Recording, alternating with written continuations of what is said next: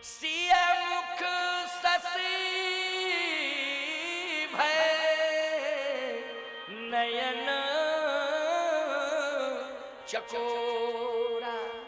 तो बोलो राम जी जब सीता जी को देखे तो क्या हो गए? चकोरा। और सीता जी जब राम जी को देखी तो क्या हो गई? चकोरी। अब ईमानदारी से बताओ, सीता जी चकोरी, राम जी चकोरा, हो गया स्वयंवर कि नहीं हो गया? जल्दी बोलो, हो गया स्वयंवर।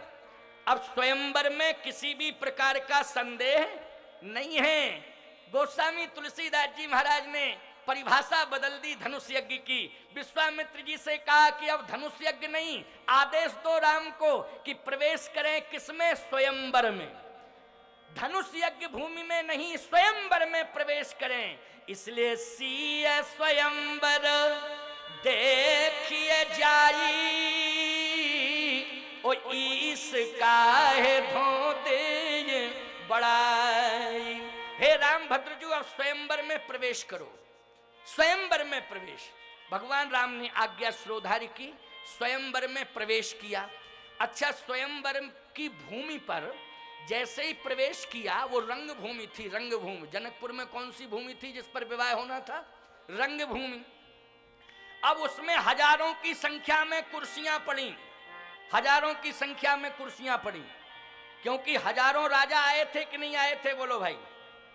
हजारों की संख्या में बैठने की व्यवस्था महाराज श्री जनक की। जैसे ये सुंदर पांडाल बनाया गया, ये सुंदर मंडप बनाया गया, प्रवचन मंडप, जिसमें हजारों श्रद्धालु बैठे हुए हैं। आप सबको नीचे बैठने के लिए व्यवस्थित किया गया, क्योंकि कथा सुनने की यही मर्यादा है। जो मजबूर हैं, घुटने उठने फोल्ड नहीं होते, जिनके किसी प्रकार की परेशानी है, वो चेयर पर बैठ जाते हैं, तो एक परिस्थिति है वो, लेकिन परंपरा यही। परंतु आप बाराती बन करके जाएंगे किसी के यहाँ, ईमानदारी से बताओ तो कुर्सियां बैठने को मिलेंगी कि नहीं मिलेंगी? निश्चित रूप से। तो वहां पर जितने भी राजा आए थे धनुष तोड़ने के लिए, उन सब के लिए कुर्सियां पड़ी, और जो दर्शक थे उनके लिए कुर्सियां पड़ी। वो सारे राजा बैठ गए, कुर्सियों पर बैठ गए। अब भगवान राम लक्ष्मण ने जैसे ही विश्वामित्र जी के सहित प्रवेश किया, तो जनक जी ने अगवानी करके इशारा किया स्पेशल मंच की ओर। जैसे आप लोग आए तो सारे लोगों को इधर व्यवस्था दी बैठने के लिए। जब हम आए थे तो हमारे लिए इशारा कहां की ओर हो रहा था? जल्दी बोलो। मंच की ओर हो रहा था कि नहीं? क्यों हो रहा था? क्योंकि अति विशिष्ट व्यवस्था मुझे दी गई। अच्छा बोलो, आप सब लोगों की बैठने की भी व्यवस्था बहुत सुंदर है, लेकिन हमारी कुछ ज्यादा स्पेशल है कि नहीं? बोलो, है कि नहीं? क्योंकि इस सुंदर पांडाल का मुख्य आकर्षण मेरे ऊपर डिपेंड है कि नहीं? बोलो, है कि नहीं? आज एक ही व्यक्ति में व्यास के रूप में हूं, वक्ता के रूप में हूं, जगत गुरु रामानंदाचार्य पद पर प्रतिष्ठित हूं, लेकिन ईमानदारी से बताओ, आज हजारों लोगों को वाणी से प्रभावित करके मंत्र मुग्ध कर रहा हूं कि नहीं कर रहा हूं? मन की एकाग्रता बनाए हुए हूं कि नहीं? यहाँ कोई पुलिस व्यवस्था नहीं बना रही है, यहाँ किसी भी प्रकार का अनुशासन कोई प्रशासन नहीं दे रहा है। यहाँ जो भी अनुशासन दे रहा है, जगत गुरु का वक्तव्य दे रहा है, मेरी वाणी दे रही है, संत की वाणी दे रही है, जहाँ हजारों लोग अनुशासित होकर के बैठे हुए हैं। भगवान श्री राम के बैठने के लिए महाराज श्री जनक ने इशारा किया, और जैसे इशारा किया तो सब मंचन ते मंच एक, सब मंचन ते मंच एक। मंच बहुत बने थे, लेकिन मंचन ते मंच एक, सुंदर बिसद विशाल, ओ मुनि समेत तहि बंधु दो, बैठा रे महिपाल। सुंदर अति विशिष्ट मंच था, उस पर महाराज श्री जनक ने राम जी को, लक्ष्मण जी को, विश्वामित्र जी को बिठाल दिया। अच्छा, क्यों बिठाला राम लक्ष्मण को अति विशिष्ट मंच पर? तुलसीदास जी बोले, राम लखन दो बंधु बर, दो बंधु बर, ये दोनों बर हैं, इसलिए इनको विशेष आसन पर बिठाला। अरे बोले, ये राजा लोग इतने बैठे हैं, ये बर नहीं है। तुलसीदास जी बोले, बर केवल दो ही हैं, राम लखन दो बंधु बर, बाकी ये जितने राजा हैं सब गोबर। ये किसी काम के नहीं है, मूर्ख हैं, मूर्ख हैं। ये जितने भी राजा बैठे हैं, तुलसीदास जी से पूछा कि महाराज आप इनको गोबर क्यों कह रहे, अस्तित्वहीन। तुलसीदास जी बोले तुम बगल में आके बैठ गए हो। हमने कहा कोई बात है क्या, ये हमारे बगल में आके बैठ गया, वहां बैठा था लेकिन यहाँ बैठ गया, तो मैंने कहा कोई बात तो नहीं है, जरा पूछ लूं। लेकिन महात्मा है, चलो कोई बात नहीं, एक महात्मा है, इसलिए महात्मा की बात ठीक ही होती है, अनुशासित होती है। और महात्मा बैठ जाए बगल में तो मर्यादा भी होती है, इसलिए कोई दिक्कत नहीं। और कोई बैठ जाता तो गड़बड़ होता। तो मैं चर्चा कर रहा था, अच्छा कुछ तो ये हेल्प के लिए बैठे हुए हैं, इसको ये लगा कि सिंहासन इधर उधर ना हो जाए, तो ये सिंहासन के संभालने के लिए बैठ गया। अरे सुन, ये राजनीतिक पार्टियों के सिंहासन कभी ना कभी अलग थलग हो सकते हैं, लेकिन महात्माओं का सिंहासन कभी अलग थलग नहीं हो सकता है। महात्माओं का सिंहासन तो हमेशा अमर होता है, इनको कोई हिला डुला नहीं सकता है।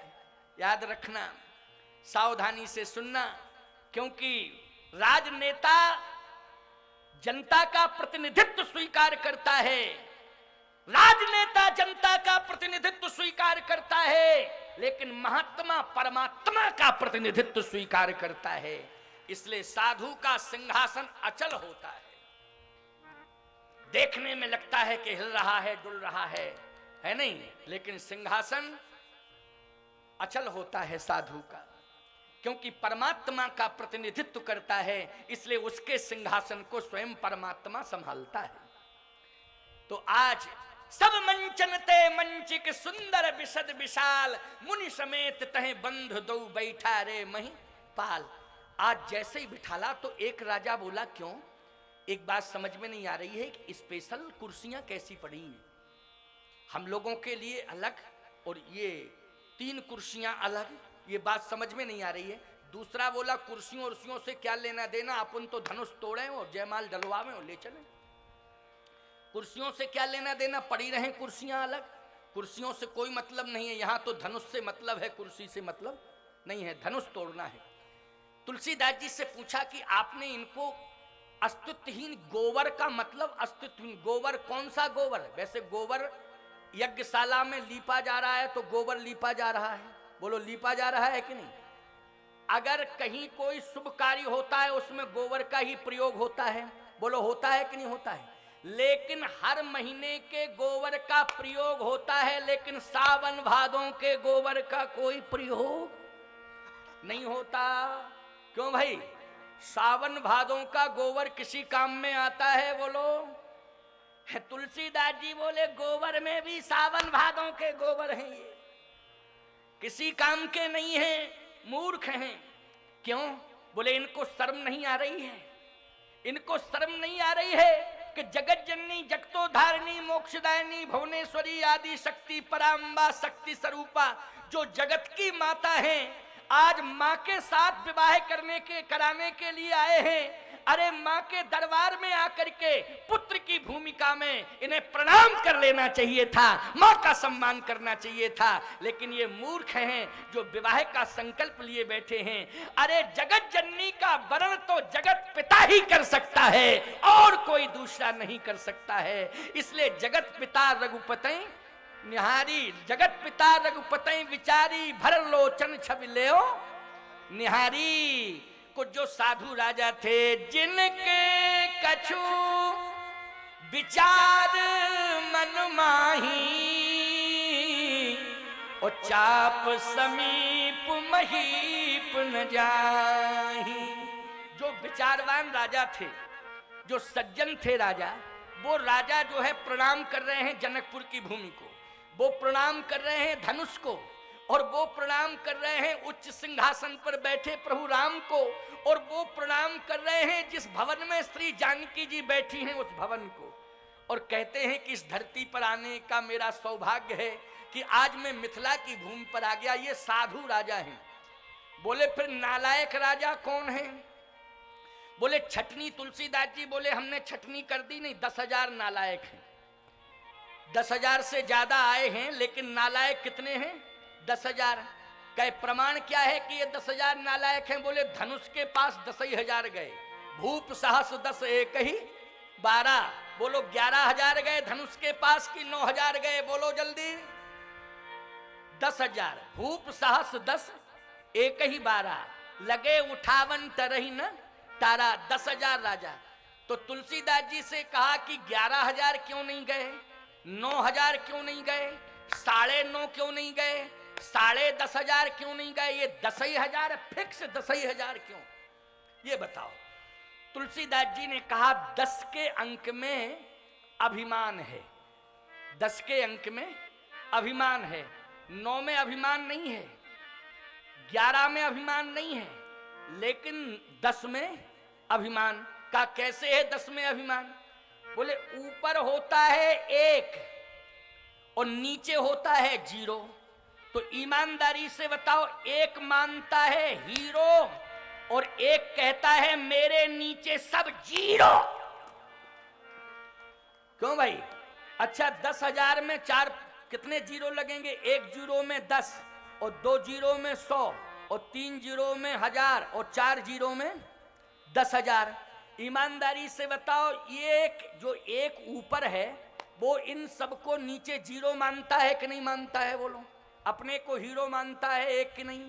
सीधी सी बात यह है, जो अपने को समाज में हीरो माने और 4 लोगों को 0 समझे, समझ लेना उससे बड़ा अहंकारी दुनिया में कोई दूसरा नहीं है। ये अहंकारी की पहचान है।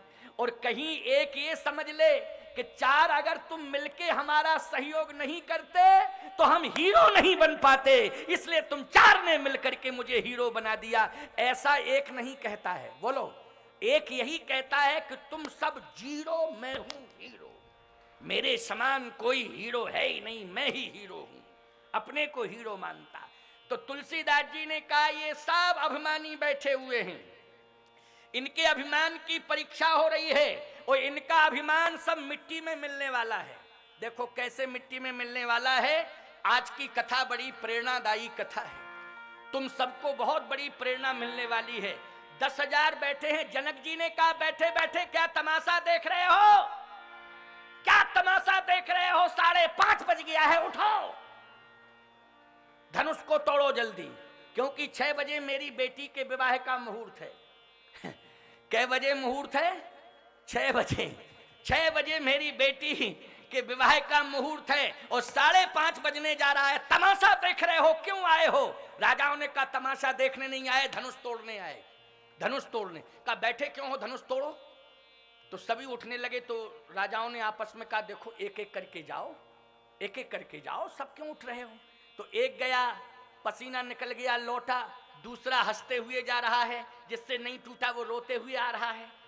तो दोनों का मिलन जब बीच में हो जाता है तो दोनों एक दूसरे की कामना नहीं कर रहे हैं, मंगल कामना नहीं कर रहे हैं। जिससे धनुष नहीं टूटा है वो जाने वाले राजा की मंगल कामना नहीं कर रहा कि हमसे नहीं टूटा है तो इससे टूट जाना है। जिससे नहीं टूटा है वो जाने वाले राजा के लिए कहता है धनुष अगर हमसे नहीं टूटे तो इससे भी मत टूटना, हमारी यही प्रार्थना है, इससे भी मत टूटना। बोलो आज मानव के अंदर यही भावना है कि नहीं? अगर हमारा काम बिगड़ गया तो पड़ोसी का बनना नहीं चाहिए, इसका भी बिगड़ना चाहिए। बोलो ये अभिमानियों की पहचान है, ये मूर्खों की पहचान है, ये ना समझ लोगों की सोच है प्यारे।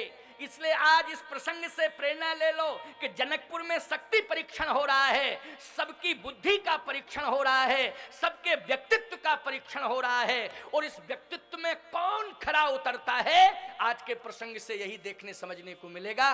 जनक जी ने कहा चाहे विलंब मत करो, आप लोग जल्दी जल्दी जाओ, अपना शक्ति परीक्षण करो और धनुष टूटेगा हम क्लियर विवाह कर देंगे। जब तक धनुष नहीं टूटेगा तब तक हम विवाह नहीं कर पाएंगे अपनी बेटी का, क्योंकि धनुष टूटेगा और जो तोड़ेगा उसी के साथ मैं अपनी बेटी का विवाह कर दूंगा। क्रमशः सारे राजा गए, हिला तक नहीं, पसीना निकल आया। इतने में रावण आ गया बाणासुर को लेके। अब राजाओं ने देखा कि रावण आ गया बाणासुर लेकर के। राजाओं ने कहा कन्फर्म है अब तो रावण से ही धनुष टूटेगा, क्योंकि इससे बड़ा बलवान दुनिया में कोई दूसरा नहीं है। लेकिन याद रखना ये मूर्ख है राजा, ये क्या जाने। तुलसीदास जी जैसे संत देख रहे हैं और कहने लगे, रावण तू हाथ मत लगाना, तू सीता का वरण नहीं कर पाएगा, क्योंकि सीता का वरण सीता राम का ही वर्ण करेंगी दुनिया में, और दूसरा किसी का नहीं। सीता राम का वर्ण करने के लिए आई हैं, और रावण सीता तेरा मरण करने के लिए आई हैं। राम का वर्ण होगा सीता के द्वारा और रावण का मरण होगा, इसलिए तू धनुष छूने की कोशिश मत करना। रावण ने कहा, नहीं नहीं, मैं बलवान हूं, मैं तो धनुष को तोड़ूंगा, मैं धनुष को तोड़ूंगा। जैसे ही धनुष की ओर देखा तो भगवान शंकर बैठे थे, तीसरा नेत्र खोले कि नालायक, अगर तूने छुआ तो अभी भस्म कर दूंगा। रावण बोला, बाणासुर से चलो चलो जल्दी चलें, वापस चलें।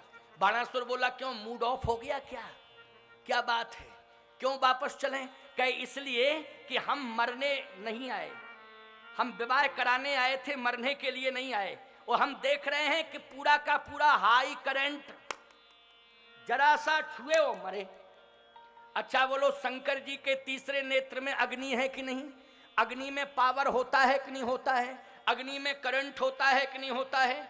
अगर रावण छू देता धनुष को तो भगवान शंकर का तीसरा नेत्र जला करके भस्मीभूत कर देता कि नहीं कर देता? जैसे ही रावण ने देखा, कहा नहीं नहीं नहीं, छूना नहीं है। बाणासुर इसी में अपनी खैर है कि वापस चलें। गोस्वामी जी ने लिखा, रावण बाण अरे छुआ नहीं चापा, ओ हारे सकल भूप करी दापा। जितने भी राजा थे सब हार गए एक एक करके। रावण बाणासुर चला गया। जनक जी ने कहा कि वह सावधान, अब मैं समझ गया कि वीर विहीन मही में जानी।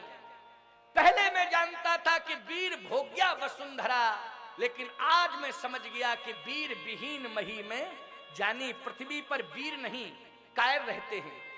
अगर कोई बलवान होता तो धनुष को तोड़ देता। राजाओं ने कहा, रुको रुको, अभी हम लोग फुटकर गए, अब महागठबंधन बना के जाएंगे। अभी फुटकर में हमारी हार हुई है, अब हम महागठबंधन बना के जाएंगे और धनुष को चकनाचूर कर देंगे। ये महागठबंधन समझ रहे हो? अरे मूर्खो, देश के विकास में क्यों बाधक बन रहे हो? क्या बाधक बन रहे हो देश के विकास में? जरा देश का विकास होने दो। उदारवादी दृष्टिकोण अपनाओ, संकीर्ण विचारधारा की कोई आवश्यकता नहीं है, उदारवादी बन जाओ। अब समय आ गया है कि देश का विकास होना चाहिए, और समय आ गया है अयोध्या में भव्य राम मंदिर का निर्माण होना चाहिए। इसी में अपने देश का गौरव सुरक्षित रहेगा। बाधा बनने की आवश्यकता नहीं है, बाधा उत्पन्न करने की आवश्यकता नहीं है। थोड़ा उदारवादी बनकर के सामने आओ। भारत का उत्थान होना चाहिए, राष्ट्र का विकास होना चाहिए, और जो समस्याएं उलझी हुई हैं उनका समाधान होना चाहिए। कब तक ये समस्याएं उलझी रहेंगी? कब तक इन समस्याओं से हम जूझते रहेंगे? समय आ चुका है, नजदीक समय आ गया है कि अब समस्याओं से हमें मुक्ति पानी है। इसके लिए मैं आह्वान करता हूं कि सारे के सारे लोग एकजुट होकर के भव्य राम मंदिर का समर्थन करें और देश के विकास का समर्थन करते हुए देश का उत्थान करें। ये मैं आह्वान कर रहा हूं इस मंच से। आइए, जनकपुर की समस्या का समाधान कैसे होने जा रहा है। अब जनकपुर की समस्या का समाधान हम 25 मिनट के अंदर चाहते हैं। और कैसे 25 मिनट के अंदर चाहते हैं, बड़े प्रेम से सुनिएगा। जनक जी ने कहा, जाइए आप लोग। राजा बोले, कहां जाएं? कहता जाऊं आस निज निज ग्रह जाहू, निज निज ग्रह जाहू। अपने अपने घर जाओ। तो ये मूर्ख राजा थे, इन्होंने ये सोचा कि निज निज ग्रह का मतलब है, समझना जरा, निज निज ग्रह का मतलब है हमारी तरफ देखना, इधर उधर नहीं। इधर उधर मन लगाओगे, कोई आ रहा है कोई जा रहा है, अरे आते जाते रहते हैं लोग, ये तो विशाल समुदाय है, प्रवचन पंडाल तो पूरा पैक है। अब लोग आते हैं, उन्हें पीछे आते हैं, जगह नहीं मिलती है तो खड़े खड़े चले जाते हैं। क्या करोगे, पहले आ जावे तो जगह मिल जावे। अब पंडाल कितना बढ़ाएं, वैसे तो बढ़ता रहेगा, चिंता की कोई बात नहीं है, लेकिन बेचारों को जगह नहीं मिलती है तो खड़े कब तक रहें, है ना। और फिर अभी कैसे, अभी से खड़ा होने में कोई लाभ ही नहीं है, अभी तो रखे 1.5 साल, क्यों है ना, अभी से खड़ा होके क्या करेंगे, इसलिए बेचारे पछता पछता के लौट जाते हैं, कहते हैं कि अभी तो बहुत समय पड़ा हुआ है। अरे राम कथा में खड़ा नहीं रहना है, राम कथा में तो बैठना है, बैठने की जरूरत है, राम कथा तो बैठ के, लेकिन कोई बात नहीं है, दूर दूर लोग थोड़ा सा वहां पर बिछायत की व्यवस्था नहीं है इसलिए खड़े हैं, तो कोई बात नहीं, उनको खड़ा रहने दो। मेरा आशीर्वाद है, भगवान तुम्हें कल बैठने के लिए व्यवस्था दे देगा, चिंता मत करो, कल बैठने की व्यवस्था देगा, बिल्कुल चिंता मत करो, घबराने की जरूरत नहीं है। यहाँ पर्याप्त व्यवस्था है, यहाँ तो कुंभ लगा हुआ है, यहाँ पर तो बहुत लंबी व्यवस्था की गई है, बराबर व्यवस्थाएं, माताओं की संख्या देखो कितनी बढ़ गई उधर, और पुरुषों की भी कितनी संख्या बढ़ती जा रही है, सबकी व्यवस्था बैठने की होती जा रही है, भगवान की कृपा। और पवन देवता ने भी कृपा कर दी कि नहीं कर दी, जल्दी बोलो।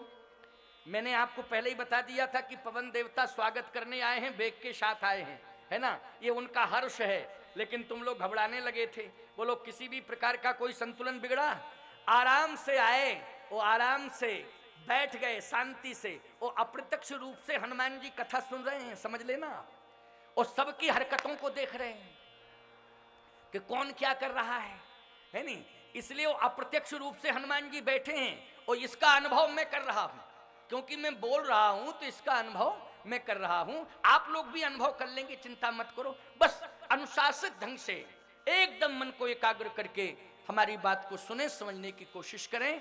तो जनक जी ने कहा कि जाइए आप लोग, धनुष नहीं तोड़ पाए, राजाओं ने कहा रुको रुको, अभी हम लोग महागठबंधन बना के जाएंगे। तो जनक जी ने कहा सफल हो जाओगे, कहा बिल्कुल सफल होंगे, क्यों नहीं होंगे। जनक जी ने कहा अच्छा जाओ, परीक्षण कर लो, अपना परीक्षण कर लो, कोई कमी न रह जावे तुम्हारे शक्ति परीक्षण में, जाओ। तो 10,000 राजा बोलो एक साथ गए कि नहीं गए, गए एक साथ।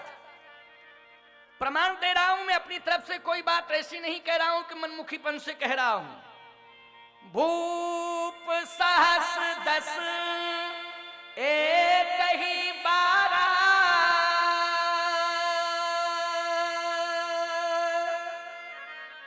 लगे उठा बल तरही न टारा। 10,000 राजा एक साथ लग गए। आप कहोगे महाराज 10,000 बहुत होते हैं, धनुष कितना लंबा चौड़ा था, आप इस तरह की बात कर रहे हैं कि बात समझ में तो आवे, क्या 10,000 एक साथ लग गए। 10,000 तो लंबा कितना था धनुष, देखो धनुष में घटने और बढ़ने की क्षमता थी, घटने की और बढ़ने की। प्रमाण क्या है, राम जी जब पहुंचे तो छोटा हो गया, राजा पहुंचे तो बढ़ गया, दाहिन दियो पिनाक तो समिट के भयो मनाक, तुलसीदास जी लिख रहे हैं, समिट के। तो जो समिट सकता है वो बढ़ सकता है कि नहीं बढ़ सकता, बोलो। जो छोटा हो सकता है वो बढ़ भी सकता है। तो जैसे ही राजा बढ़ते गए वैसे ही धनुष बढ़ता गया, जैसे ही महागठबंधन बनता गया जनता का आक्रोश बढ़ता गया। क्यों भाई, जनता का आक्रोश बढ़ता ही चला गया, उल्टा काम हो गया। क्यों भाई, अरे कम से कम थोड़ा सावधानी बरतना चाहिए था, समझदारी की कोशिश करनी चाहिए, घबराने की क्या जरूरत है प्यारे, है? जैसे ये 10,000 राजा जो है धनुष के पास पहुंचे, धनुष क्रोध में आया और बढ़ गया, बढ़ गया धनुष। अब राजाओं ने पसीना निकाल दिया 10,000 ने, लेकिन हिला नहीं पाए, डुला नहीं पाए, पसीना निकल गया। कुछ के तो हार्ट फेल होने वाले थे लेकिन बच गए, हार्ट ही फेल होने वाला था कुछ लोगों का, निकल आए तुरंत, बैक हो गए, सब सिर हिला के मन मार के फिर वापस आए। जनक जी बोले तजहु आस निज निज ग्रह जाहु, आशा छोड़ दो, जाओ निज निज ग्रह। तो राजाओं ने कहा मतलब कल भी प्रोग्राम होगा, कल भी होगा ना प्रोग्राम। और निज निज ग्रह का मतलब जनक जी ये बताओ, क्या आपने रेस्ट हाउस, गेस्ट हाउस, किसमें हम लोगों की व्यवस्था की है? तो हम लोगों के जो रूम नंबर होंगे कि अमुक देश के राजा का अमुक रूम नंबर है, तो किस गेस्ट हाउस में है, किस रेस्ट हाउस में है, आप बताएं तो हम वहीं जाएं। जनक जी बोले ना रेस्ट हाउस ना गेस्ट हाउस, बिस्तर बंद बांध के सीधा रेलवे स्टेशन जाओ, भागो यहां से। क्या जरूरत थी तुम्हारी फालतू आने की, शक्ति परीक्षण करने की? और यदि आए थे तो चुपचाप मर्यादित शांति से बैठते, लेकिन शक्ति का प्रदर्शन किया। शर्म नहीं आई तुमको? हमारी बेटी एक और तोड़ने वाले 10,000। मान लो तुम 10,000 तोड़ देते तो मेरी बेटी का क्या होता? बोलो राम जन्मभूमि से बड़ी समस्या सीता जी के विवाह की हो जाती कि नहीं हो जाती? बोलो हो जाती कि नहीं हो जाती? जन्मभूमि की समस्या का तो समाधान भी हो जाता, लेकिन विवाह का क्या समाधान होता? 10,000 तोड़ने वाले और सीता जी एक अकेली, बोलो वो तोड़ने वाले 10,000। जनक जी ने कहा तुम मूर्ख हो, कैसे समाधान होता? विवाह एक ही के साथ होता, लेकिन तोड़ने वाले 10,000। कंफर्म कैसे होता कि किसकी शक्ति से टूटा? क्योंकि फुटकर फुटकर अपनी अपनी शक्ति आजमा चुके, और 10,000 मिलके तोड़ते, मान लो टूट जाता, वो तो धनुष टूटा नहीं, कृपा हुई, हमारे ऊपर कृपा हुई भगवान की। राजाओं ने कहा तुम समझे ही नहीं, अगर टूट जाता तो समाधान हम लोग कर लेते। जनक जी बोले कैसे करते? तो ये मूर्ख राजा बोले जब धनुष टूट जाता तो हम 10,000 आपस में निकालते तलवारें और युद्ध करते, जब सब मर जाते एक आध जिंदा बचता, कोई नहीं, बाद में जो जिंदा बचता उसी के साथ विवाह हो जाता। बोलो है मूर्ख के नहीं है? बोलो बोलो है मूर्ख के नहीं है?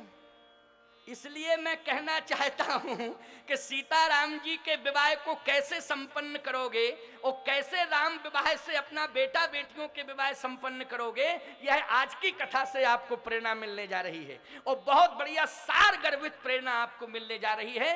जनक जी ने कहा बस मैं यही कहूंगा कि तजहु आस निज निज ग्रह जाहू, और लिखा न विधि बई देहि विवाह। राजाओं ने कहा जब विधाता ने तुम्हारी बेटी का विवाह भाग्य में नहीं लिखा तो फिर रो क्यों रहे हो? हम लोगों को दोषी क्यों ठहरा रहे हो? जनक जी ने कहा लिखा न विधि। राजाओं ने कहा जब ब्रह्मा ने लिखा नहीं है तो फिर रो क्यों रहे हो? क्यों हमें दोषी ठहरा रहे हो? जनक जी ने कहा ब्रह्मा से पूछो, हमसे बात मत करो।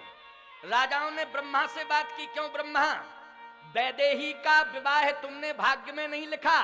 ब्रह्मा बोले तुम्हारे भाग्य में नहीं लिखा, भाग्य में लिखा है तो जहीं बिरंज रच सीए समारी, तह श्यामल बर रचऊ बिचारी। मैंने प्रभु श्री राम के भाग्य में लिखा है। किसके भाग्य में लिखा है? तहीं श्यामल बर रचऊ बिचारी। मैंने लिखा है विवाह, क्यों नहीं लिखा है? लेकिन तुम लोगों के मुकद्दर में नहीं लिखा। तुम मूर्ख हो सब, तुम्हें शरणागति स्वीकार कर लेनी चाहिए, तुम्हें साष्टांग प्रणिपात करना चाहिए। वो तुम्हारी माता हैं, माता समझ करके उनका सम्मान करना चाहिए, लेकिन तुम सब मूर्ख हो। इसलिए जाओ जल्दी। ब्रह्मा जी बोले जाओ, जनक जी बोले जाओ। राजाओं ने कहा हम जा नहीं सकते हैं, अब ये देख रहे हैं कि धनुष तोड़ता कौन। अच्छा कोई धनुष तोड़ देगा तो तुम करोगे क्या? उन राजाओं ने कहा हम 10,000 मिलकर के उसी से युद्ध करेंगे जो धनुष तोड़ेगा। अब बोलो है मूर्ख कि नहीं? मैं आपसे एक बात कहना चाहता हूं, बोलो विडंबना है इस विवाह में कि नहीं है? और कितनी बड़ी चुनौती है। लेकिन मैं आपसे एक ही बात कह रहा हूं, इतनी बड़ी समस्या, लेकिन भगवान राम ने गंभीरता का परिचय दिया कि नहीं दिया? बड़ी की भूमिका में और पिता की भूमिका में जनक जी ने गंभीरता का परिचय दिया कि नहीं दिया? बोलो। और जनकपुर वासी चूंकि कन्या पक्ष के निवासी हैं, उन लोगों ने भी गंभीरता का परिचय दिया कि नहीं दिया? इसलिए मैं कहना चाहता हूं, यदि किसी भी प्रकार की विवाह में कोई समस्या आ रही है तो बेटी का बाप भी गंभीर हो जावे, और जिसका विवाह हो रहा है वो दूल्हा भी गंभीर हो जावे, और जिस नगर में विवाह हो रहा है वहां के नगरवासी भी गंभीर हो जावे। ये प्रेरणा तुम्हें विवाह से मिल रही है। आप कहोगे महाराज सभी गंभीर हो जाएंगे, तो फिर समस्या का समाधान कौन करेगा? जब आप सभी को गंभीर कर रहे हैं तो आखिर गंभीर समस्या का समाधान कौन करेगा? याद रखना, राम जी गंभीर हैं, जनक जी गंभीर हैं, जनकपुरवासी गंभीर हैं और भगवान राम गंभीर हैं, लेकिन राम की समस्या का समाधान, राम के विवाह की समस्या का समाधान परशुराम ने आकर के किया है। प्यारे, परशुराम भगवान हैं। मैं कहना ये चाहता हूं, भगवान ही व्यवस्था बना सकता है, भगवान ही संतुलन बना सकता है, भगवान ही प्रतिकूल परिस्थिति को अनुकूल बना सकता है। अपने ऊपर मत लो, भगवान के ऊपर छोड़ दो। विवाह में किसके ऊपर छोड़ देना चाहिए? भगवान के ऊपर छोड़ देना चाहिए। और याद रखना, उस परिस्थिति में, विषम परिस्थिति में कोई ना कोई भगवान बनकर के प्रकट हो जाता है और समाधान कर देता है। बस विश्वास की जरूरत है। किसकी जरूरत है? विश्वास की जरूरत है। और आज आप देखें, ये राजा कहने लगे कि जो तोड़ेगा हम उसी से युद्ध करेंगे। और जनक, यदि तुमने कहीं मदद की तो हम तुमसे भी युद्ध करेंगे और रक्त रंजित इतिहास करके जाएंगे। इतिहास रक्त रंजित होगा। पूरे संसार में जहां जहां भी सनातन धर्मी रहते हैं, अपना बेटा बेटियों का विवाह सीताराम जी के विवाह की पद्धति से संपन्न करते कि नहीं करते? बोलो। और यदि सीताराम जी के विवाह की ऐसी स्थिति हो जाती, रक्त रंजित इतिहास होता, संघर्ष होता, तो बोलो किंतु परंतु लग जाता कि नहीं लग जाता? और किसी ना किसी प्रकार से एक प्रश्न चिन्ह लग जाता कि नहीं लग जाता? लेकिन प्यारे, आज आप देखें, सावधानी से सुनना, जनक की भूमिका का निर्वाह करना। जो भी कन्या पक्ष के लोग बैठे हों वो जनक की तरह गंभीर बन जाएं, और जो वर पक्ष के लोग बैठे हों अथवा जो नौजवान विवाह की भूमिका में बैठे हों वो श्री राम जी की परंपरा को स्वीकार करते हुए आज की कथा से प्रेरणा प्राप्त कर लें, बहुत बड़ा संबल मिलेगा। और जो माँ की भूमिका में बैठी हैं वो सुनैना जी की गंभीरता से शिक्षा ले लें, सुनैना जी की प्रेरणा ले लें। आज के प्रसंग से कितना बढ़िया संतुलन बनेगा। मात्र 15 मिनट की चर्चा, 15 मिनट में देखो संतुलन कितना बढ़िया बनता है। अब जनक जी महाराज रो रहे हैं। जैसे ही जनक जी की आंखों में आंसू थे, वीर विहीन मही में जानी, वीर विहीन हो गई पृथ्वी। मैं जानता था इस पृथ्वी पर वीर रहते हैं, वीर भोग्या वसुंधरा, लेकिन जनक तू भ्रम में था। पृथ्वी वीर विहीन हो गई। वीर विहीन मही में जानी, अब जन को माखे भटमानी।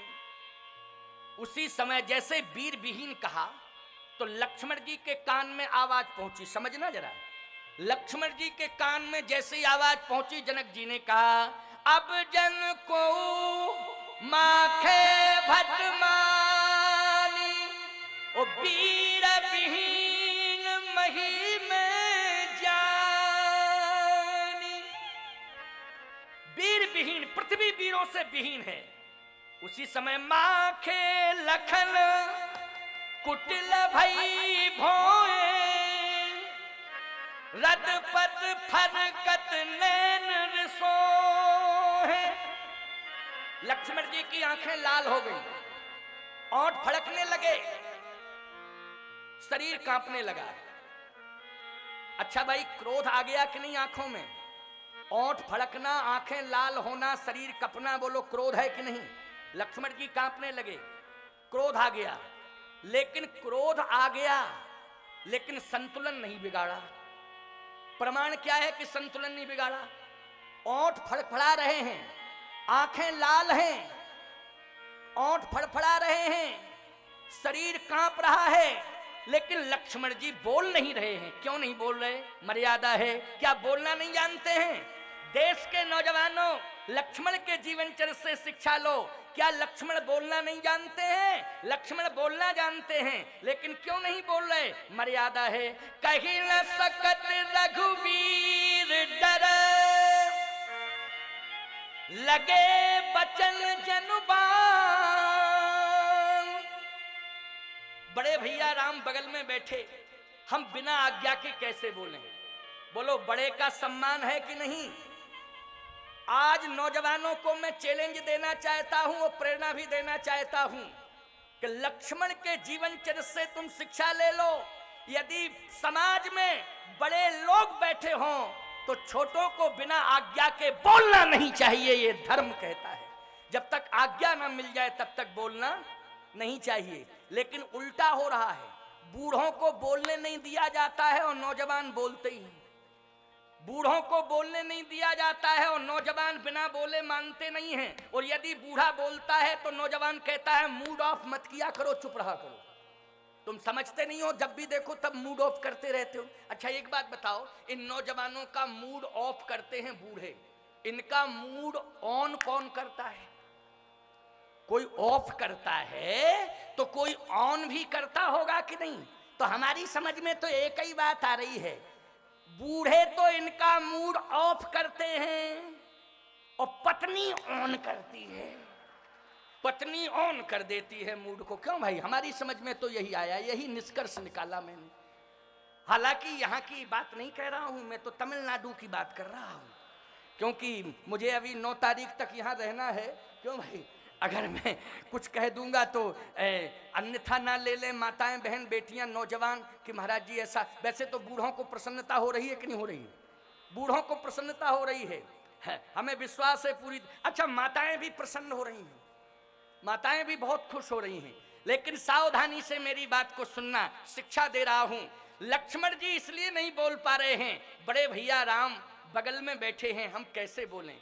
हम देश के नौजवानों से कहते हैं कि तुम बूढ़े माँ बाप के प्रति अनर्गल प्रलाप क्यों करते हो, अपने से बड़ों के लिए अनर्गल प्रलाप क्यों करते हो? तो नौजवान कहता है महाराज जी हमारा दोष नहीं है। फिर बोले हमारी जवानी का दोष है। ये हमारा दोष नहीं है महाराज जी, हमारी नौजवानी का दोष है।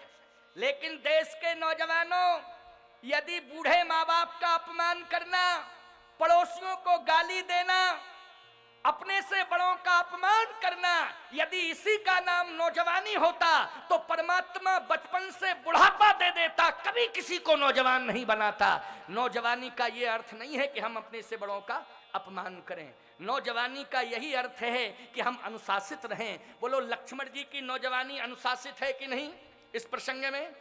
क्योंकि कहीं न सकत रघुवीर डर लगे बचन जनुबान, बोल नहीं पा रहे हैं। बड़े भैया बैठे हैं बगल में, इसलिए जब तक वो आज्ञा नहीं दे देंगे तब तक नहीं बोलेंगे। भगवान श्री राम भी कौतुकी हैं। भगवान राम ने धीरे से कहा लक्ष्मण 2 मिनट का मौका दे रहा हूं, क्योंकि ज्यादा समय नहीं है। 2 मिनट का मौका दे रहा हूं, अगर तेरा मन है बोलने का तो बोल ले। मन है तेरा? का सरकार आपकी आज्ञा मिल गई, मन है। अच्छा मन है तो बोल ले। अब लक्ष्मण जी खड़े हुए और एकदम बोलना, देखो नौजवान बोल रहा है क्या? रघुवंशन महा। अब क्या बतावें, बार बार रघुवंशियों का ही नाम आ जाता है। हमारी क्या गलती है बोलो? तुलसीदास जी से शिकायत करो, वहां एप्लीकेशन लगाओ, एक तुलसीदास जी के यहाँ एप्लीकेशन लगाओ कि ये बार बार रघुवंशी रघुवंशी रघुवंशी। जब अब हमारा क्या दोष है भाई? ये चौपाई में जब लिखा है तो मैं क्या करूं?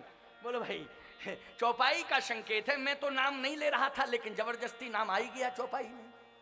लक्ष्मण जी बोले तो क्या बोले? रघुवंशन महा, अरे जही को होई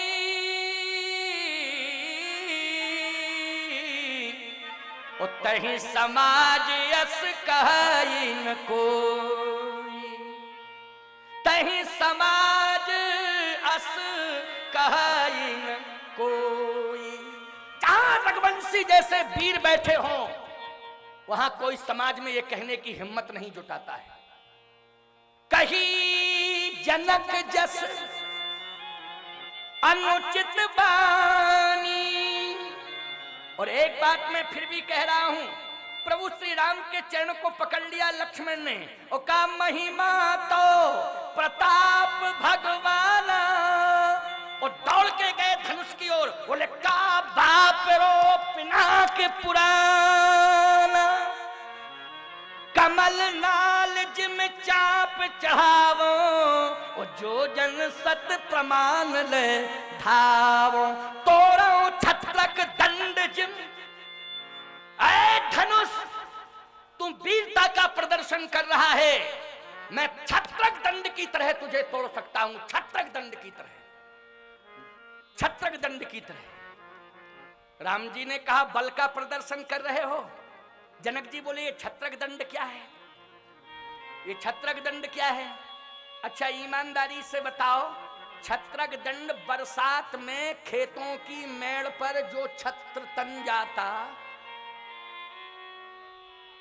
क्या कहते, कुकुरमुत्ता। अच्छा उसको ऐसा बोलते हैं। अच्छा अच्छा, देखो हमारी भाषा विश्व के लोग सुन रहे हैं, वो भी समझ लें भारत में कुकुरमुत्ता भी होता है।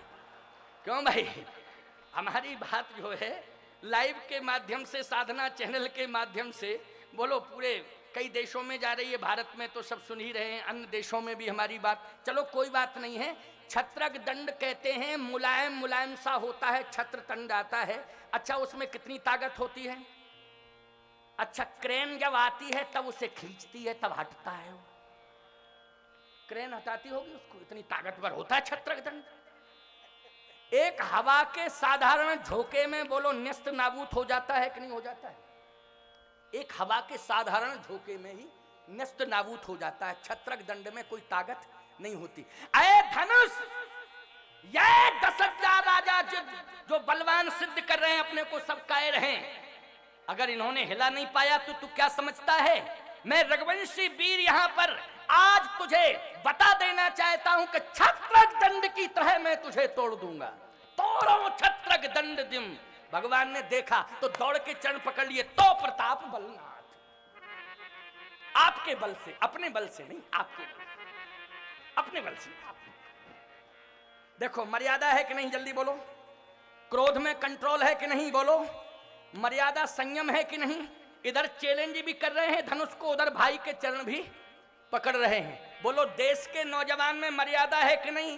भारत के नौजवानों, आज पूरे विश्व को तुम बता दो कि हमारे अंदर शक्ति भी है, लेकिन शक्ति सील के नियंत्रण में है, अपने से बड़ों के नियंत्रण में है। बड़े लोग जब भी आदेश देंगे, ये जवान का सिर उनके चरणों में झुक जाएगा, उनकी आज्ञा का पालन करेगा। ये लक्ष्मण जी ने बता दिया। भगवान राम ने कहा लक्ष्मण अब तुम शांत होके बैठ जाओ, बैठो बैठो बैठो शांत होके। जनक जी ने अपने आंसुओं को रोक नहीं पाया। जैसे ही रोक नहीं पाया तो विश्वामित्र जी ने जनक जी की वेदना को देखा। अच्छा जैसे ही देखा तो तुरंत श्री राम जी से कहा राम भद्रजू। राम जी ने गुरु जी को देखा, लक्ष्मण को शांत बिठाल दिया, और जैसे ही देखा राम जी ने गुरु जी को, तो गुरु जी ने इशारा किया, उठा हूं राम, हे राम उठो। राजा लोग बोले कैसा नाटक हो रहा है, बड़ा वाला खड़ा होता छोटा बैठ जाता, जब छोटा बैठ जाता तो बड़ा खड़ा हो जाता। देखो देखो देखो ये तमाशा देखो क्या हो रहा है। विश्वामित्र जी ने कहा तुम इधर उधर मत देखो राम, उठा हूं राम, भल जाओ भव चापा, ओ मैं तहु तात जनक परिताप। हे राम उठो, धनुष को तोड़ो और जनक के संताप को मेटो। अब विलंब मत करो, उठो धनुष को तोड़ो, जनक के संताप को मेटो। अच्छा राम जी कैसे चले? देखो ये राजा लोग धनुष के पास चले थे तो सीना तान के चले थे, और राम जी कैसे चले? बोले कैसे चल रहे हैं? सही जहीं चले सकल जग स्वामी, मनहु मत बर कुंजर गामी। सही जहीं चले मनहु मत बर कुंजर गामी, मनहु मत बर कुंजर गामी। जैसे मतवाला हाथी, कैसे चल रहे हैं? मतवाले हाथी की तरह चल रहे हैं। आपने हाथी को देखा होगा और हाथी की चाल को भी देखा होगा। हाथी जब गांव में चलता है तो मस्ती में चलता है कि नहीं चलता? बोलो चलता है। भगवान राम ऐसे ही चल रहे हैं। जैसे जनकपुर वासियों ने राम जी को चलते देखा तो आरती सजा ली और आरती उतारने के लिए तैयार हो गए। आपके गांव में हाथी जब प्रवेश करता है तो गांव वाले भी आरती लेके आ जाते कि नहीं आ जाते? बोलो कि गणेश जी आए, हमारे गांव में गणेश भगवान आए हैं, तो आरती उतारने के लिए गांव के लोग तैयार हो जाते कि नहीं? ऐसे जनकपुर वासी आरती लेकर के तैयार हो गए। राम जी मतवाले हाथी की तरह चल रहे हैं। आरती गांव वाले उतारने को तैयार हैं। हाथी मस्ती में चल रहा है, लेकिन गांव के कुत्ते आरती में सम्मिलित होते के पीछे भौंकते हैं। जल्दी बोलो, कुत्ते गांव के पीछे जाके भौंकते हैं, हाथी के पीछे कि नहीं भौंकते? अच्छा, हाथी ने क्या बिगाड़ा इनका जो भौंक रहे हैं? है नालायक कि नहीं ये कुत्ते? बोलो भाई, जब हाथी कुछ ले दे नहीं रहा है, बोल नहीं रहा है, आराम से चल रहा है, तो इनको भौंकने की क्या जरूरत है? और ये भी जान रहे हैं कि जो मालिक हमारा जो रोटी देता है हमको, जिसके दर पे हम पलते हैं, जब वो आरती उतार रहा है तो आखिर हमें मालिक की ही शान को रखना चाहिए कि मेरा मालिक जिसका सम्मान कर रहा है हमें भी उसका सम्मान करना चाहिए। और सम्मान नहीं करना चाहिए तो अपमान नहीं करना चाहिए, लेकिन पीछे जाके ये भौंकते हैं। हाथी आरती उतारने वालों पर सूंड उठा के आशीर्वाद नहीं देता, और कुत्ते जो भौंकते हैं उन पर पूंछ का प्रहार नहीं करता। अगर कुत्ते जो पीछे भौंक रहे, हाथी अगर पूंछ ही मार दे तो त्रयोदशी हो जाएगी कुत्तों की, कितनी हो जाएगी? बोलो, एक और बचेंगे? हाथी की पूंछ में कितनी ताकत है। लेकिन हाथी ना पूंछ उठाता है, ना हाथी सूंड हिलाता है, ना आरती उतारने वालों को आशीर्वाद देता है, ना अपमान करने वाले भौंकने वाले कुत्तों के ऊपर पूंछ का प्रहार करता है। वो तो मस्ती में चलता है, मस्ती में चलता है।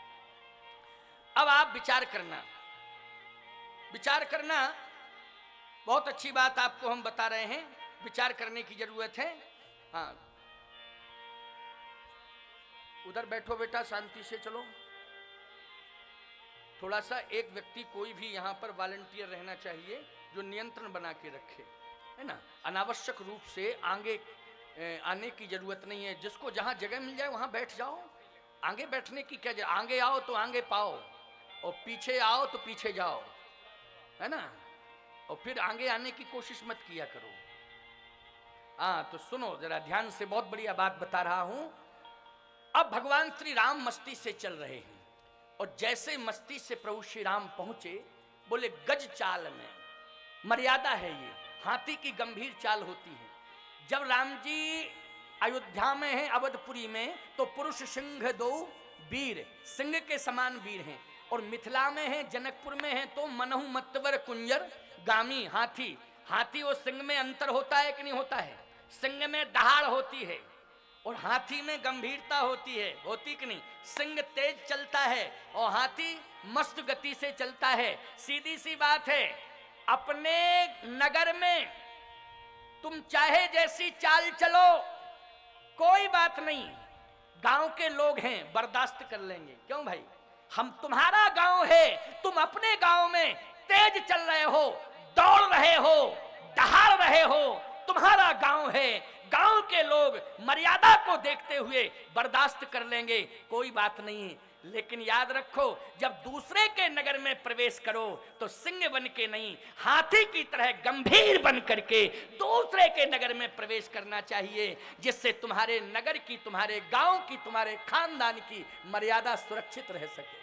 ये धर्म कहता है, ये प्रेरणा मिली है नौजवानों को। भगवान श्री राम ने यही किया कि जैसे ही धनुष के पास पहुंचे, और धनुष के पास पहुंचते हैं तो पहुंचते ही धनुष कैसा हो गया जानते हो? दाहिन दियो पिनाक तो समिट के भयो मनाक। धनुष छोटा हो गया, बिल्कुल छोटा। राजा बोले छोटा हो गया, छोटा हो गया, छोटा हो गया। देखो, दूसरा बोला छोटा हो जाने दो, टूटना नहीं चाहिए, छोटा हो जाए बढ़ जाए क्या दिक्कत की बात, टूटना नहीं चाहिए। ए धनुष टूटना नहीं, खबरदार टूटना नहीं। अब धनुष तो मौन है। जैसे ही छोटा हुआ, भगवान राम ने कहा धनुष हम तुम्हें उठाने के लिए आए हैं। धनुष बोला प्रभु स्वागत है आपका, उठा लो, उठा लो, मैं आपके हाथों से उठूंगा तो मैं धन्य हो जाऊंगा। भगवान ने कहा लेकिन उठाऊंगा ही नहीं, तुझे खींचूंगा। कहे सरकार आपके हाथों में हूं, आप चाहे जो कुछ करें, और खींच के मैं तुझे तोड़ दूंगा। वैसे मैं किसी को अपने हाथों में ले लेता हूं तो तोड़ता नहीं हूं। क्यों भाई? भगवान जिसको हाथों में ले लें तो तोड़ते हैं, उसे हृदय से लगाते हैं, हृदय से लगाते हैं। लेकिन मैं उठाऊंगा और तुझे खींचूंगा और तुझे तोड़ूंगा। लेकिन एक वचन दे रहा हूं कि मैं तुझे अब तोड़ूंगा तो बैकुंठ भेज दूंगा। बैकुंठ में तुम रहोगे, बैकुंठ वास तुम्हें मिलेगा, तुम सदा बैकुंठ में रहोगे, आवागमन के बंधन से मुक्त हो जाओगे, तुम्हें मुक्ति मिल जाएगी। धनुष बोला सरकार वैसे तो हम बोलना नहीं चाहते थे, लेकिन अब मैं बोलना मेरी मजबूरी है, अब मैं बोलना चाहता हूं, मुझे क्षमा करना। आप बैकुंठ में भेज देंगे, मुझे मुक्ति मिल जाएगी और मैं आवागमन के बंधन से मुक्त हो जाऊंगा। लेकिन सरकार मैं बैकुंठ नहीं जाना चाहता हूं, मुझे मुक्ति नहीं चाहिए। भगवान बोले मुक्ति सबको चाहिए, तुम्हें मुक्ति क्यों नहीं चाहिए? आहा, धनुष कहता है सरकार बैकुंठ में मुक्ति का वास है और जनकपुर में भक्ति का वास है, हमें मुक्ति नहीं चाहिए, हमें तो जनकपुर की भक्ति चाहिए। इसलिए तोड़ करके आप जनकपुर की भूमि पर डाल देना, क्योंकि यहाँ सदा भक्ति का वास रहता है। भगवान ने कहा तो 2 भागों में कर दूंगा तो तुम्हें गिलानी पैदा नहीं होगी। धनुष बोला प्रसन्नता महसूस होगी। कहा क्यों प्रसन्नता महसूस होगी? इसलिए सरकार कि अभी मैं अकेला था तो एकमात्र जानकी जी के श्री चरण कमल में मेरा समर्पण था, लेकिन जब से आपके चरण पधारे तब से मुझे यही लग रहा था कि काश में 2 भागों में होता तो एक भाग मां जानकी के चरण में होता और दूसरा भाग प्रभु श्री राम के चरण में होता। इसलिए 2 भागों से मुझे प्रसन्नता होगी। एक भाग तो मां मैथिली के चरण में रहेगा और दूसरा भाग प्रभु श्री राम आपके चरण में रहेगा। इसलिए आप जल्दी करो, तुरंत ही 2 भागों में कर दो। भगवान ने कहा तुम संतुष्ट हो? कहा बिल्कुल संतुष्ट हैं, आप तो तुरंत ही तोड़ो और जयमाला कार्यक्रम कराओ। गोस्वामी जी कहते हैं लेत चढ़ावत खेचत गाढ़े ओ काहू न लखा देख सब ठाणे तही छन राम मथ धनु तोड़ा ओ भरे भुवन धुन घोर कठोरा।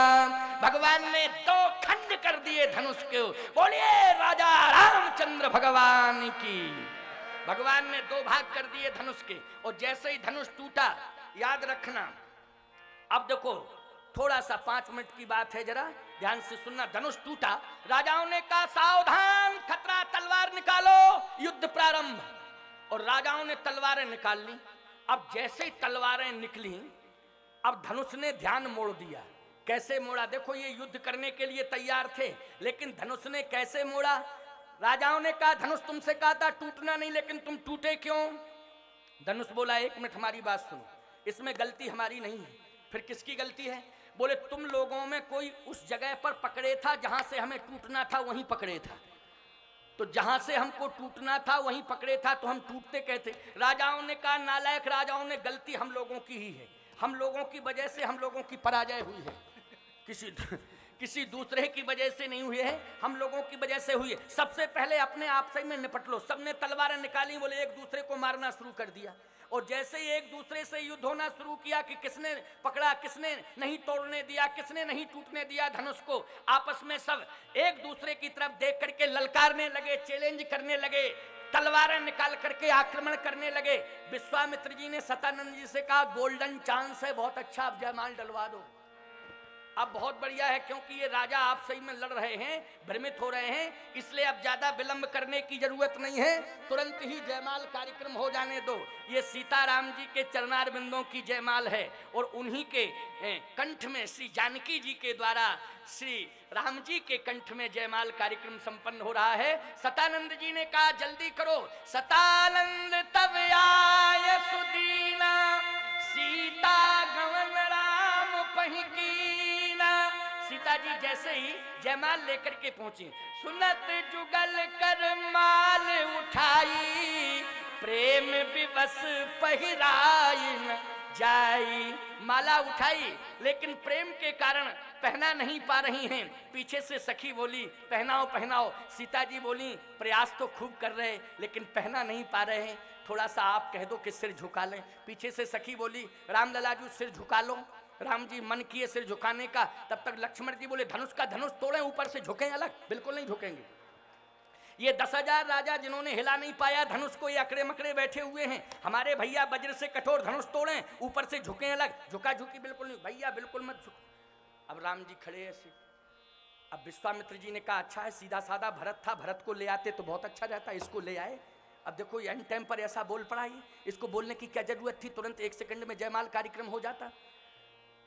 अब राम जी खड़े। अब सखी पीछे से कहती है हे राम ललाजू, ये ससुराल है, बड़े बड़े लोगों के सिर झुक जाते हैं, आपकी ये ससुराल है। लक्ष्मण जी बोले याद रखना, धनुष टूटा है, ये बल का प्रदर्शन है, और जब तक जयमाला कार्यक्रम नहीं हो जाएगा कंप्लीट ससुराल नहीं मानी जाएगी। तुमने कैसे कह दिया है कि ये ससुराल, अभी हम कैसे माने ससुराल है? तब तक तीसरी सखी बोली ऐसा है छोटे ठाकुर लक्ष्मण कुमार, आप समझ नहीं रहे हैं, व्यवस्था के अंतर्गत झुकवाया जा रहा है, अपमान के तहत नहीं। ये व्यवस्था, किशोरी जी छोटी हैं, रामलला जी बड़े हैं, तो रामलला सरकार बड़े हैं, किशोरी जी छोटी हैं, इसलिए थोड़ा सा सिर झुका लेंगे, रिस्पॉन्स मिल जाएगा और जयमाल कार्यक्रम तुरंत हो जाएगा। लक्ष्मण जी ने कहा नहीं, छोटे बड़े की बात नहीं है, सम्मान की बात है। हाँ, सम्मान की बात है, छोटे बड़े की बात नहीं है। हम झुका झुकी बिल्कुल, भैया आप जानो, आपका काम जाने, अगर विवाह आपका कंप्लीट यहीं होना है तो आप जानो, नहीं विवाह के लिए हजारों लोग आएंगे, कोई दिक्कत की बात नहीं है। हाँ, जब एरा गैरा नथु खैरा सप्लीमेंट्री बिलहर टीबी के पेशेंट लोगों के विवाह हो जाते हैं, बोलो भाई, यहाँ तो राम जी चारों रूपशील गुणधामा तदपि अधिक सुख सागर रामा, ऐसा विशाल व्यक्तित्व, विश्वभूषण राम है, विश्व भूषण राम है, विश्व रूप रघुवंशमणि, ऐसे श्री राम हैं, इसलिए विवाह की कोई कमी नहीं है। अब राम जी ने धीरे से गुरुजी की ओर देखा, और देखा तो गुरुजी ने इशारा किया तो गुरुजी कहते लक्ष्मण इधर आओ। लक्ष्मण जी गुरुजी के पास पहुंचे, बोले लक्ष्मण तू बहुत बड़ी गलती कर रहा है, जीवन में इतनी बड़ी गलती किसी से हुई नहीं है जितनी बड़ी तू कर रहा है। कहे सरकार कौन सी गलती? का सबसे बड़ी गलती ये है कि तेरे भाई ने विश्व में सबसे बड़ा काम किया, जिसे 10,000 राजा हिला नहीं पाए, अकेले ही धनुष केवल छूते ही तोड़ दिया, प्रयास नहीं करना पड़ा, छुआते ही टूट पिनाक पुराना, छूते ही टूट गया। इतना विशाल कार्य किया, ये विरोधी राजा क्यों सम्मान करते? धनुष जैसे ही टूटा था तैसे ही तुझे साष्टांग प्रणाम करना चाहिए था, अभिनंदन वंदन करना चाहिए था, अभिवादन करना चाहिए था। लक्ष्मण जी बोले भूल तो हो गई गुरुजी। गुरुजी बोले दिन भर का भटका हुआ शाम को रास्ते पर आ जाए तो भटका हुआ नहीं माना जाता है, अभी क्या बिगड़ा, कर पड़ा। लक्ष्मण धीरे धीरे दौड़ के गए, धीरे धीरे नहीं दौड़ के गए, और जैसे ही दौड़ के गए भैया भैया भैया भैया कह के जैसे ही साष्टांग प्रणाम किया, और जैसे ही प्रणाम किया चरणों में गिरे। विश्वामित्र जी ने कहा राम अब विलंब मत करो, इन विरोधी राजाओं को बता दो कि भाई भाई से कैसा प्यार करता है, उठा लो लक्ष्मण को, हृदय से लगा लो। राम जी ने कहा जी गुरुजी, और जैसे ही लक्ष्मण को झुक के उठाने लगे, पीछे से सखी बोली सीता जी से हाँ बहुत बढ़िया चांस है, डाल दो। गोस्वामी जी कहते गावहि छवि अब लोक सहेली, ओ सिय जयमाल राम उर्मेली, सिय जयमाल राम उर्मेली। सीता जी ने राम जी के गले में जयमाल डाल दी। याद रखना आज ये जयमाल कार्यक्रम संपन्न हुआ, थोड़ा विलंब जरूर हो गया, लेकिन जयमाल कार्यक्रम नहीं होता तो प्रसंग में अधूरापन रहता। इसलिए लाइव भले ही 6 बजे तक चलता हो, लेकिन हमारा प्रवचन लाइव नहीं लाइव चलता है, लंबा चलता है। इसलिए आपने सुना। अब आरती का प्रोग्राम, आज सीताराम जी के विवाह की आरती है। इस विवाह की आरती का आनंद आप विशेष रूप से लें, आए 2 बार कीर्तन कर लें, कीर्तन करने के बाद में फिर आरती की तैयारी कर दी जाए। तब तक कीर्तन बड़े प्रेम से। सीताराम जय सीताराम, सीताराम जय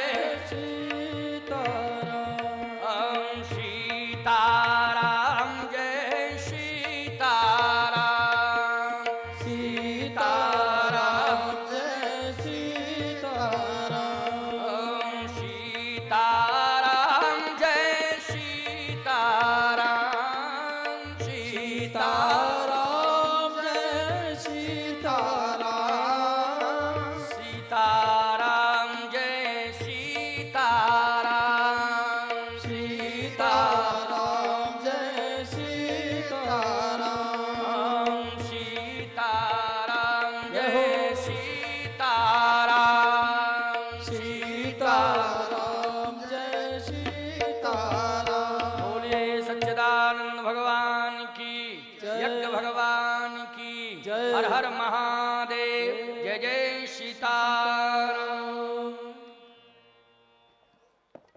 मैं ससम्मान आमंत्रित कर रहा हूं यज्ञ के मुख्य यजमान श्री अजय सिंह जी रघुवंशी दादा पूर्व संसदीय सचिव कोगी भाई सपरिवार आरती के लिए मंच पर पधारे हैं। साथ ही हमारे यज्ञ के हमारे समिति के अन्य सदस्य श्री वीर सिंह जी रघुवंशी जी पूर्व विधि मंत्री, श्री हरि सिंह जी रघुवंशी पूर्व विधायक, श्री प्रहलाद सिंह जी रघुवंशी पूर्व जनपद अध्यक्ष, श्री नरेंद्र सिंह जी रघुवंशी मंडी अध्यक्ष।